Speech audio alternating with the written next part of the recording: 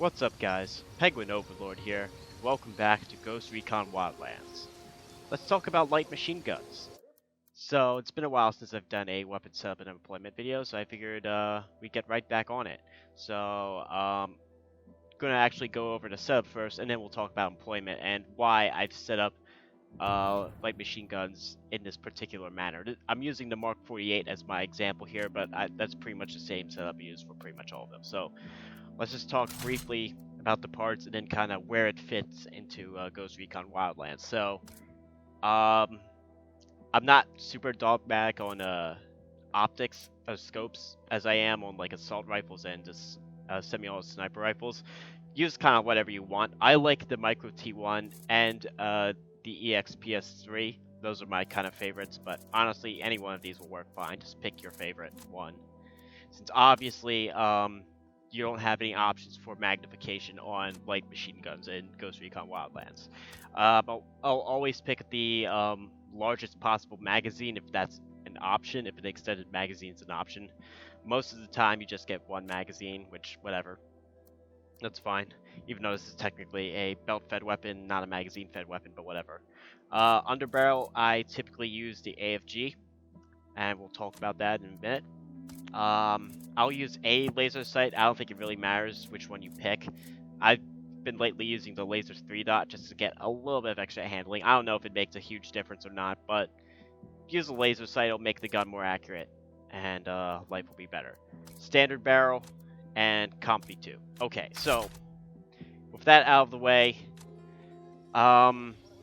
let's talk about how I like to use light machine guns in Wildlands. So I typically don't use them that often. I think generally an assault rifle is going to be a better choice, especially if it has a grenade launcher, for a couple of reasons. One, let's check out the recoil. So with an assault rifle, you've got 3 stages of the recoil. You've got that initial burst, you've got a little bit of climb, and then it settles into one direction. So I'll show that off here. There you go. And it doesn't go any higher than that, at least with this particular setup. The problem with light machine guns is, one, they're going to climb up. They have a lot of recoil climb, and it's consistent, and it's not going to stop at one point. It's just going to keep going up. So watch this.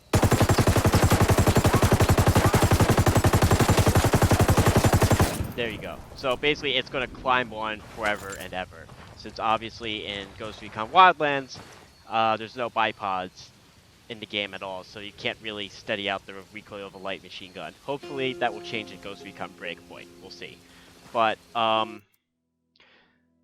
so that's one reason, because then with the light machine gun you have to fight with your mouse a lot more. But given that light machine guns generally have a lower rate of fire than assault rifles, it's easier to do on light machine guns than assault rifles. So it's manageable. You just gotta fight with your mouse more. So that's one thing you need to know. Also, another problem with light machine guns is that it's not as good of an anti-material weapon against like helicopters and vehicles. Now, I do have on this character the maximum vehicle destruction skill, so I've got that all maxed out. This character is generally maxed out with all the skills.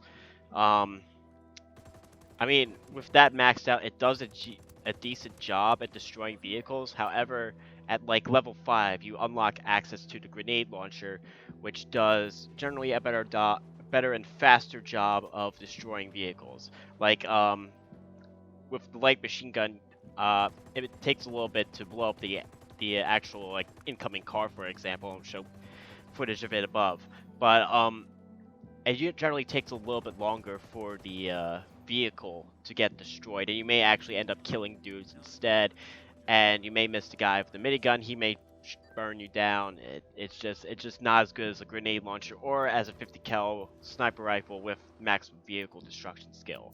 So it's not as good of an anti-material option as the other options I mentioned, the grenade launcher and the 50 cal sniper rifle.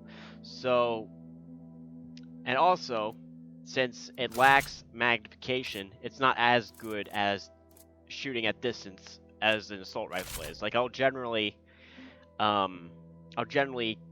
keep the range with the light machine gun to like under 150 meters and below that.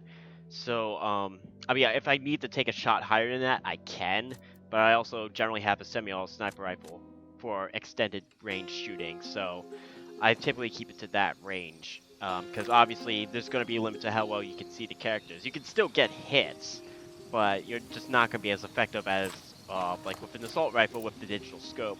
With more magnification, you can see the target better and hit him better. So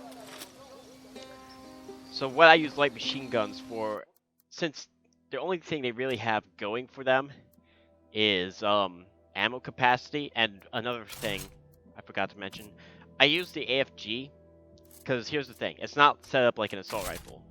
Let's go back to the recoil test again. I'll talk about what I use the LMG for in a sec. But if I use a foregrip 3-4, yes, the handling and ADS speed is going to increase, but the recoil is going to be bad. Like, watch this.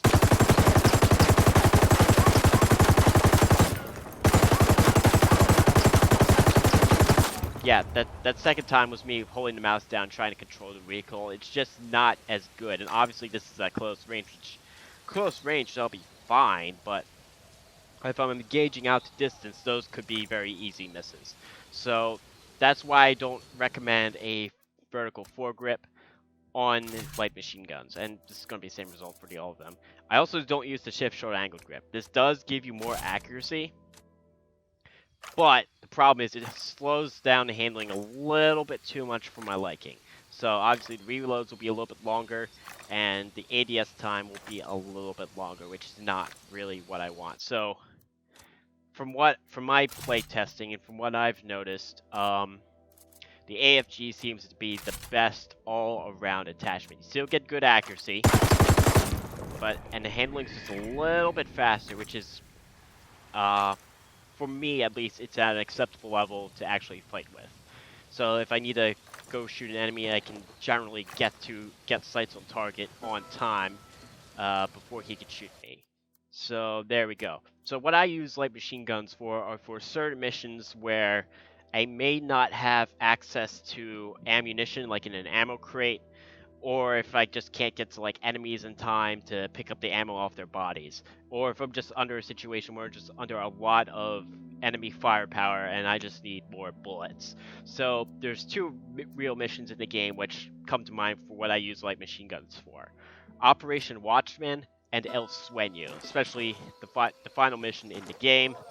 And this is especially where I use light machine guns for in ghost mode. So if you're restricted to one weapon, the light machine gun is going to be the best tool for those two missions right there in order to deal with enemies, because it does a decent amount of damage against vehicles, especially with the maximum vehicle damage skill. It's not ideal like a grenade launcher or 50 caliber rifle, but if you have one weapon, it's going to pretty much do everything you needed to do in those situations. So that's generally what I'll use a light machine gun for. So there you guys go. I hope this video helped you guys out, gave you some things to think about, or if you just enjoyed my commentary. Feel free to hit that like button if you liked the video. Feel free to subscribe if you want to get more quality content like this. I'm Penguin Overlord, and I'll catch you guys next time. Take care.